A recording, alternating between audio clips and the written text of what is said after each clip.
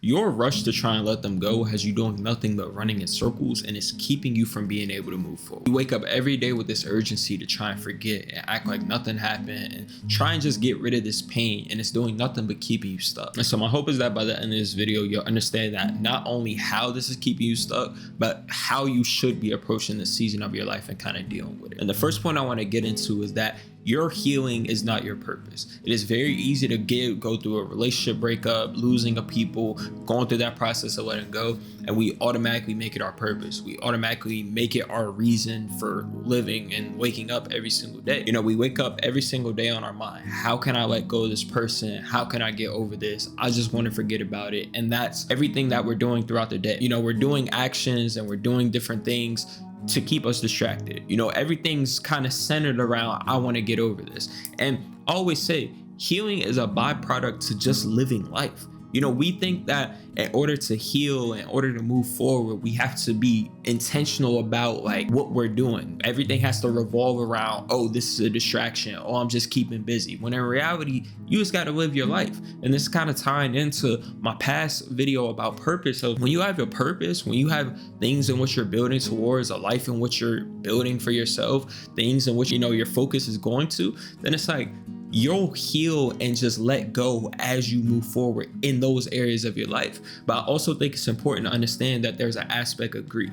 People think, oh, I was in this relationship for 1 to 2 years with this person that I could just forget about them within 2 months. I'll just forget about them within a week. And that's just simply not realistic, because if you actually cared about someone, if you actually, you know, had an emotional investment into someone, regardless of if you were attached to them, whether you felt like you needed them, whether you felt like they completed you, you will struggle to let that person go. There is a process of grief. There is a process of emotionally just detaching from the person.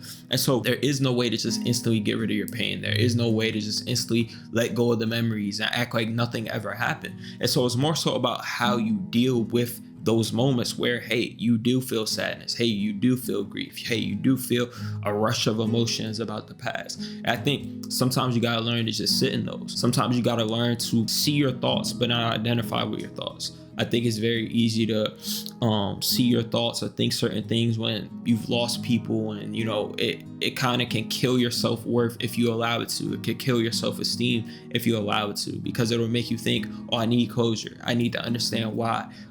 It must have been something I did. I must not have been good enough. I must not have deserved their love. It can make you like come up with all these different reasons, again, if you allow it to. Sometimes you guys just be able to sit there and be like, dang, I miss the past, but I understand why I have to let it go. Dang, I understand that I wish I could have had this, or I had this expectation, and now I'm just kind of going through the process of grieving and letting go and finding acceptance with the fact that that vision I might have had, that reality I was hoping for, that relationship and where I thought it was going to go, you know, that's just not what's happening. And now my expectation has to come down, and I have to find acceptance in the truth, in the reality of what the relationship is. And real quick, if you feel like you're in a season of your life where you've been trying to let go and you've made letting go your full purpose, and you feel like that's what's keeping you stuck, be sure to check out my one-on-one coaching down below in the description, as it might be something that's for you. But anyways, back to the video. I think also sometimes you have to remember why you're letting people go. Remember why you're deciding to walk away. I think sometimes you have to also just remind yourself of like what it was like to actually be in that relationship. Because I feel like oftentimes when you're thinking back on memories and you're thinking back on the past, we tend to just hold on to the good. We tend to just look at the good moments and how they made us feel, and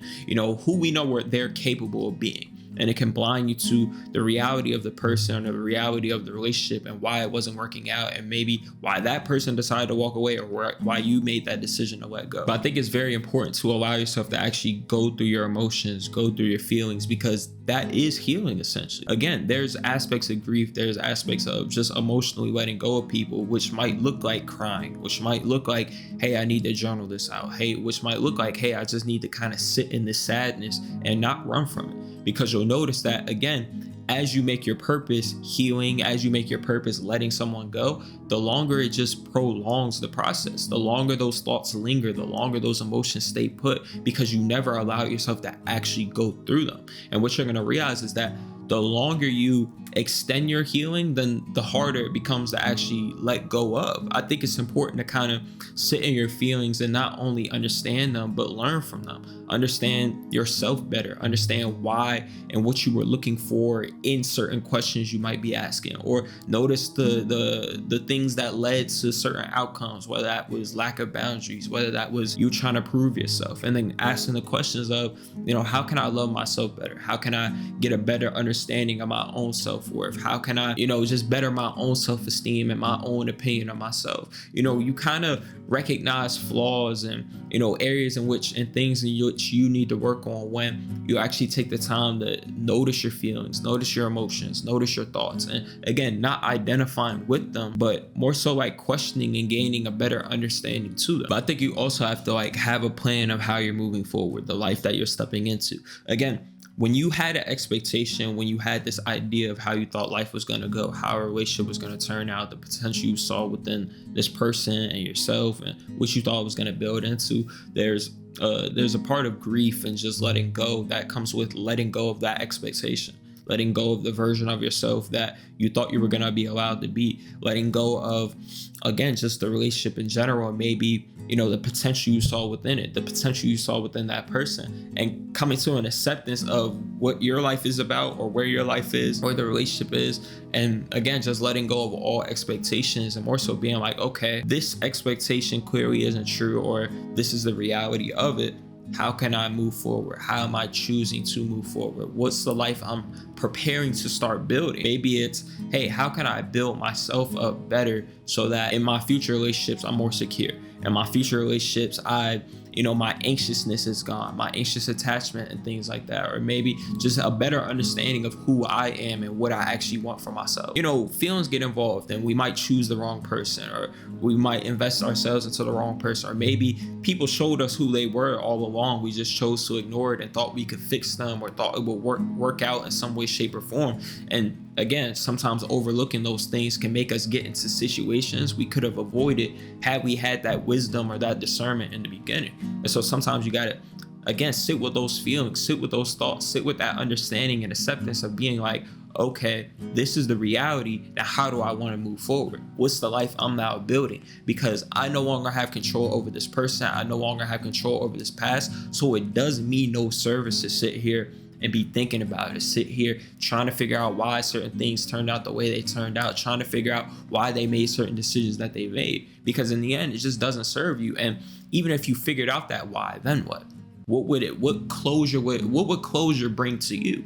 And I feel like closure is one of those things where you got to learn to be able to give that to yourself, because people aren't always guaranteed to give you closure. But there's also a part of you that feels like you need closure in order for yourself to stop questioning it. And I feel like when you actually understand that part of you and things like that as to why you need explanations, why you feel like you need them, why you feel like they completed you, and what exactly is emotionally might be keeping you stuck. I feel like those are the moments where you get actual breakthroughs, and where you actually start to be able to let go, and where you start seeing yourself like loosening the grip on the past, because not only are you growing from the situation, but you're also just becoming a better version of yourself that's more aware of, hey, I didn't need this person. I more so probably just wanted this feeling out of them, or they made me feel this way. And that's what's hard to let go of, the feeling that they brought me. Maybe I invested my happiness, maybe I invested my peace, maybe I invested all my emotions and